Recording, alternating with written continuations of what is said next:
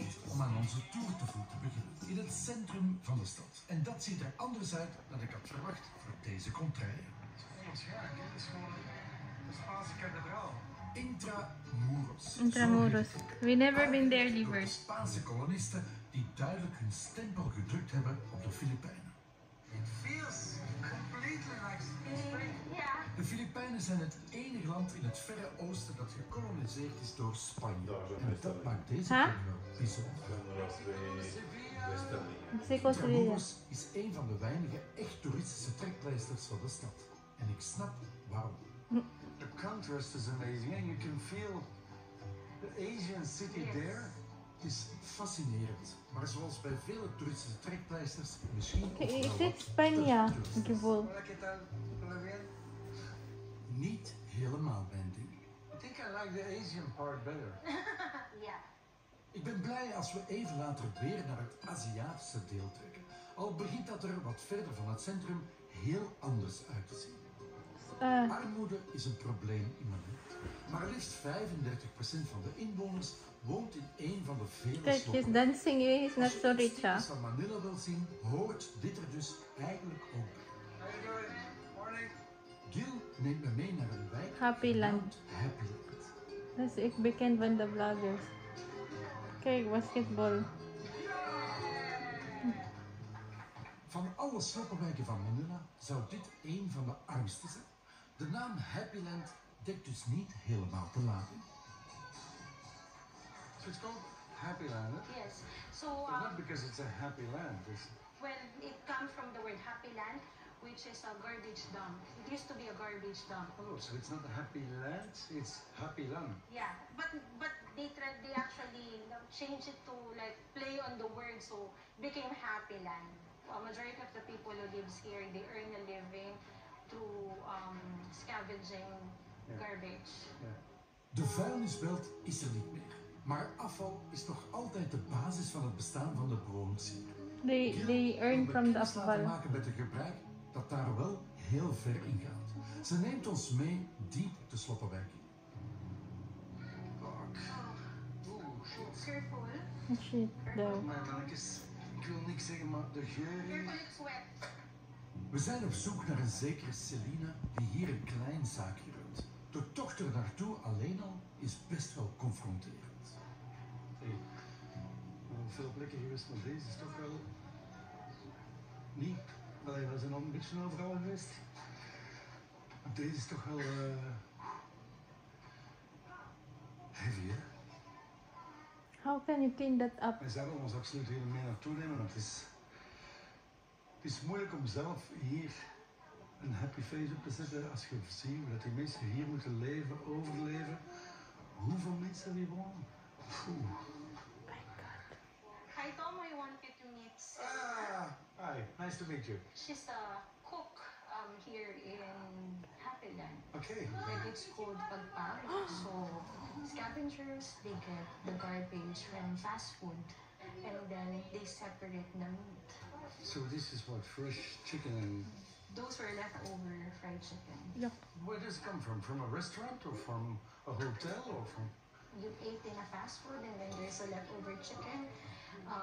The staff will throw it in the garbage. So that's the same meat. So this what, it's food that somebody threw away? But this one somebody already had in his mouth. Yes. I see. So Selena bought it from a scavenger. Ooh, I see. Ano yung mate?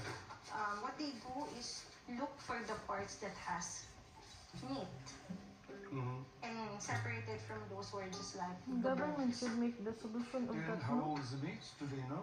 Oo, tapos pinili mga white okra. May bakla piniliver. So she said that it's from yesternight and then so the garbage collectors, the scavengers, what they do is to segregate first the utensil, the paper correspondence and separate the meat, and it was delivered to them 5 a.m. this morning. And they're 100% sure that it's only 1 day old. So laging ganun yun, isang araw pa lang. Sure daw po kayo? Yes. So Tom, now they will wash. Okay. Very sad, no? Dit is toch een van de eerste dingen die ik al gefilmd heb. Ergste dingen dat ik heb gefilmd. Ergste daw. God, I Philippines. tried once for filming. Philippines is agricultural land. Why they all want to be in Manila, no? In another assignment, we tried to That's why I like federalism than unilateral government. check it, and it's negative from E. coli and other like bacteria. Yeah. We consulted like someone from But the still, it's not so laboratory. They said, hygienic, no? yes, skin, it's clean, It doesn't mean you but need it to has do no that. nutrients. Yeah, of course.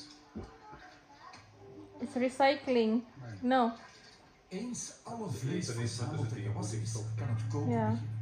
Voor alle duidelijkheid, Selina is misschien wel... Not de like here, bekendste all food pakpak that op are not aarde, eaten, maar ze is just zeker throw niet out. de enige. Kijk, they're all... Like a lot of Filipinos like it. Yeah. It's their alternative. Yeah, so people are waiting. People are waiting. What waiting? Almost ready, hey, you like To it? buy? Yeah. You Okay. like pakpak? Yeah. Every day you eat? Yeah.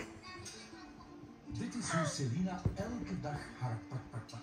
Eens Pak, pak, alles pak. heeft gefrituurd, gaat het naar de straat. Naar haar kruip. Ah, wow, we go. Oh boy, who Ik will vind eat? het You will zelf eat? wat vervelend, maar ik ga wel passen om te proeven, vrees ik. Sowieso is Selina heel snel uitverkocht. You like it? Good. It's actually selling well. Selling well. Bye-bye. Voor heel wat mensen hier is de restjes van andere eten de normaalste zaak van de Hallo, wereld. u? Het zegt iets over de kloof tussen arm en rijk. Thank you very much, eh? Thank you, Thank you for having us, eh? Bye-bye. Didn't taste? Dit zijn plekken waar je de toeristen van de eilandresorts niet snel zal zien.